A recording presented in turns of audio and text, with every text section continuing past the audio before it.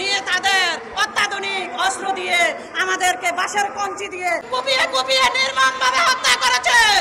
আমাদের পয়গম সৈনিক ভাইয়েরা আপনারা যান, তখন তাদের মা বোনের কান্না আপনারা শুনতে পারবেন। আমাদের সেনাবাহিনী ভাইদেরকে আপনারা ক্যাম্প বাড়িতে বলেন আমাদের পহরা দেন, না হলে আসলে আমরা ভালো নেই। বাঙালি আমরা কেউ নয় আদিবাসী, আমরা সবাই বাংলাদেশ, আমরা সবাই আদিবাসী নই, আমরা সবাই বাঙালি। বিশ্ববাসী পার্বত্য চট্টগ্রাম তথা খাগড়াছড়ি, রাঙ্গামাটি, বান্দরবানকে বাংলাদেশ থেকে আলাদা করে জুমল্যান্ড নামক একটি আলাদা স্বতন্ত্র রাষ্ট্র গঠন করার জন্য উপজাতীয় সশস্ত্র সন্ত্রাসবাদ পার্বত্য চট্টগ্রামকে অস্থিতিশীল করে তুলেছে। আপনারা জেনে অবাক হবেন, আজকের দিন পর্যন্ত পার্বত্য চট্টগ্রামে 36,000-এর বেশি সাধারণ বাঙালিকে হত্যা করা হয়েছে। পার্বত্য চট্টগ্রামে অবৈধ অস্ত্রের ঝঞ্ঝানিতে পার্বত্য চট্টগ্রামের 54% সাধারণ বাঙালিরা জীবনযাপন করতে পারছে না। পার্বত্য চট্টগ্রামের হেডম্যান উপজাতি, কারবারি উপজাতি, জেলা পরিষদের চেয়ারম্যানরা উপজাতি, আঞ্চলিক পরিষদের চেয়ারম্যানরা উপজাতি, এমপিরা উপজাতি, মন্ত্রীরা উপজাতি, প্রত্যেকটা দপ্তরে উপজাতি বাঙালিদেরকে বোতা ছুরি দ্বারা জবাই করা হয়েছে।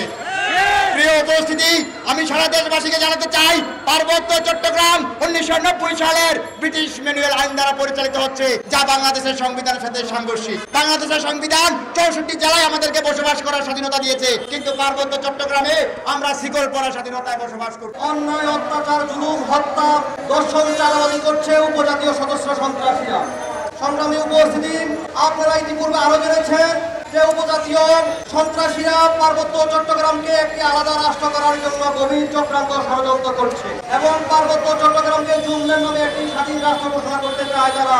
যদি তাদের এই অপচক্রান্ত যদি বাস্তবায়ন হয়, তাহলে আজকে আপনারা যারা ঢাকায় আছেন তারা পাসপোর্ট নিয়ে পার্বত্য চট্টগ্রামের সাথে যেতে হবে।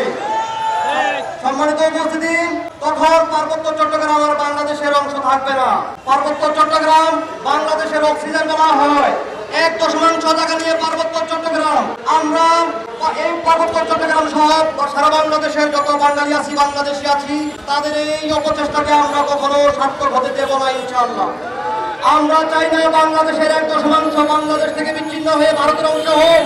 আপনাদের 5 আগস্টের আগ পর্যন্ত উপজাতীয় সশস্ত্র সন্ত্রাসী সহ পার্বত্য চট্টগ্রামের পাহাড়িরা 5% উদ্ধারের জন্য আন্দোলন করেছিল, কিন্তু আজকে 5 আগস্টের পরে আজকে তারা আবার নতুন চক্রান্ত ষড়যন্ত্র করছে। পার্বত্য চট্টগ্রাম থেকে সেনাবাহিনী প্রত্যাহার চায়।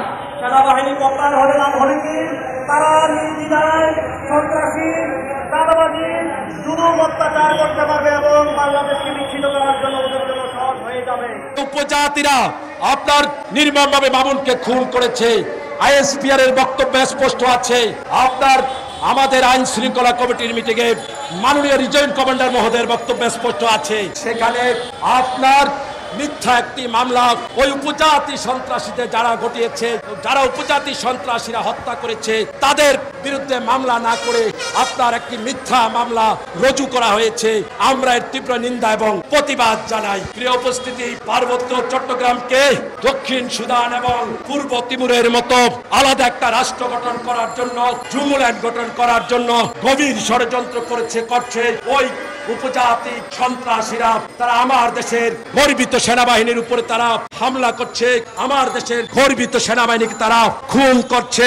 আমরা সরকারের কাছে উদাত্ত আহ্বান জানাই, এই উপজাতি সন্ত্রাসীদেরকে এখনই তাদের যত অবৈধ অস্ত্র আছে এই অবৈধ অস্ত্র উদ্ধার করা হোক।